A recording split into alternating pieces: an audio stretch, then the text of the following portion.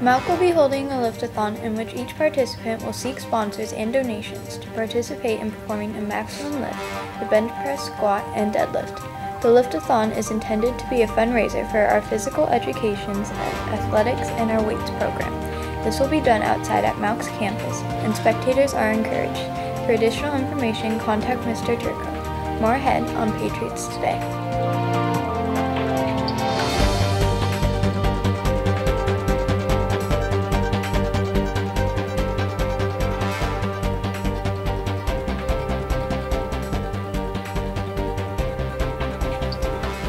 Good morning, Patriots. I'm Malika Rajapaksa along with Raina Hartman.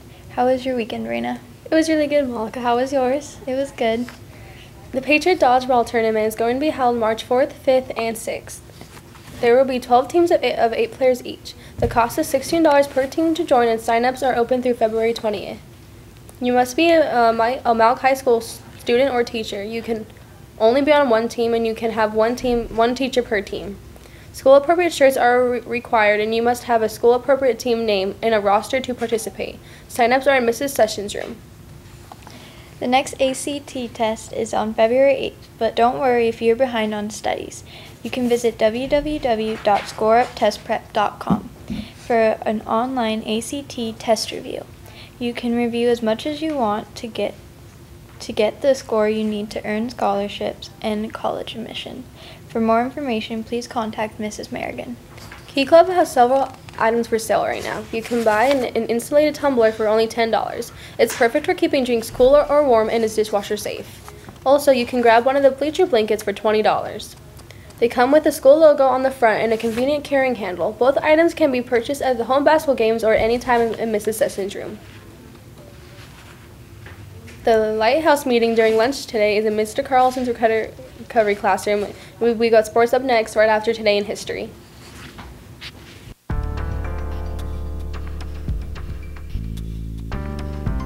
The Communist Party of Vietnam was formed in 1930. In 1948, Dick Button became the first world figure skating champion from the United States. Muhammad Ali tours Africa as President Carter's envoy in 1980. It's time for a sports report, so here's Stephanie Schneider to tell us what's happening. Thank you, Raina. We've got a middle school home game today against Peach Springs at 3:45.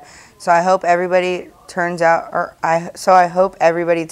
to a cheer on our junior Patriots. Last Tuesday, the high school varsity basketball teams played a home game against Southwest Leadership from the Phoenix area. For the girls, this was a first time playing on our home court. They did not disappoint our cheering home crowd with a solid W. The team was led on offense by senior Donna Stephen with 17 points on the night, and freshman Anisha Schroeder bringing another 15. The game was Donna's second in a row where she made 3 shots from beyond the three-point line. Final score for the girls, 49-31. They were slated to be on the road today for an away rematch, but the Southwest girls forfeited because they didn't have enough players. The boys, on the other hand, lost their Southwest game last week. As close as it was, the team was unable to lock in a win. Even with the loss, Andrew Train racked in 28 points with 6 of them from three-pointers and added 9 rebounds. The 54-55 loss was a disappointment, but the boys are on the road today to give it another shot. The high school girls basketball team had a home game against Westwind on Thursday. The girls played a hard game against the number 2 team in the state, but went down with a final score of 42-14. Then on Friday, the boys and girls basketball teams played against GEC in another hard-fought game.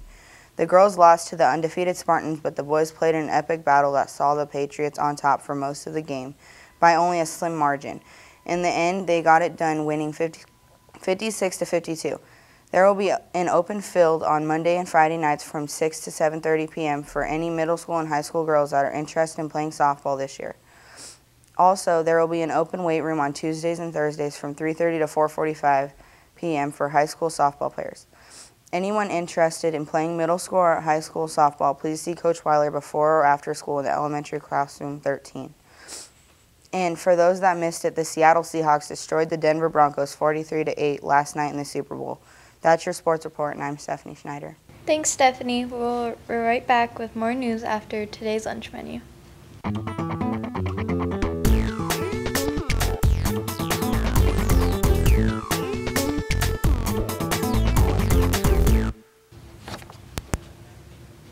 We're back with one more look at the news. In the case of stating the obvious, a new breed of mini car performed worse on crash tests than larger vehicles. The mini car category includes models such as a Smart Car, Honda Fit, Chevrolet Spark, and Fiat 500.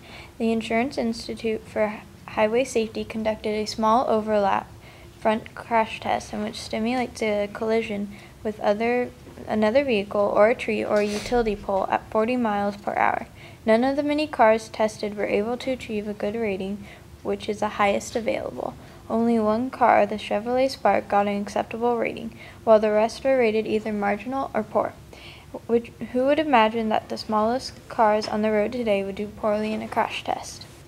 A new study released this week is reporting that the west coast of the United States is being hit with smog from China.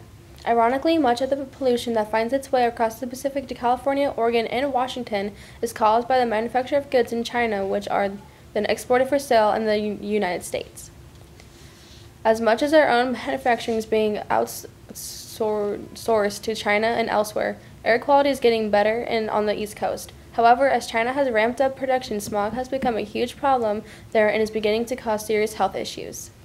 Now that problem is ours as well, and the pollution crosses the Pacific and hits our shores. Before we wrap things up, let's take a look at your word of the day.